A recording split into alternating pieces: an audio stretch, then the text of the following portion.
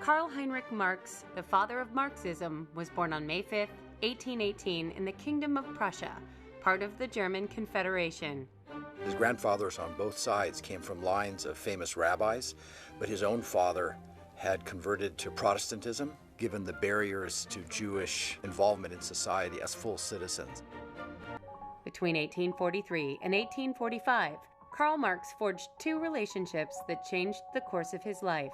One was to his wife, Jenny von Westphalen, who came from the Prussian aristocracy.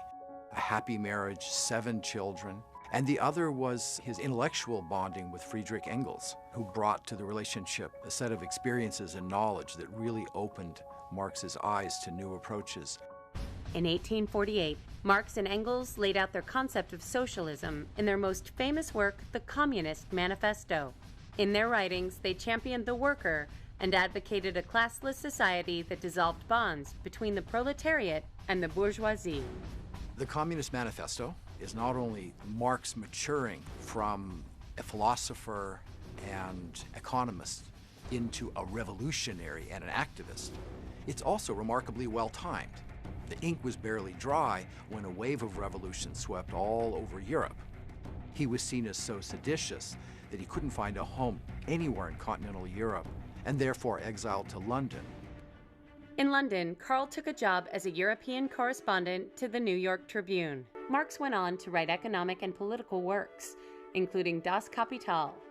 In 1864, Marx was elected to the General Council of the International Workingmen's Association, where he fought against capitalism as well as the anarchist wing of the organization. In his travels in Europe and in the United States, he had an international perspective on things. He had a worldwide view, a very, very wide aperture. By the early 20th century, Marx's theories became increasingly popular and were adopted by different countries. The Russian Revolution of 1917 ushered in the first communist government, and after World War II, socialism and communism spread to countries throughout Europe, Asia, and Latin America. I think that communism appealed because it provided such a contrast with the existing economic situation. Whether he foresaw it or not, his impact on revolutionary movements from Russia to China to Cuba, Vietnam, North Korea has been immense. They all based their legitimacy and their program on Marxism.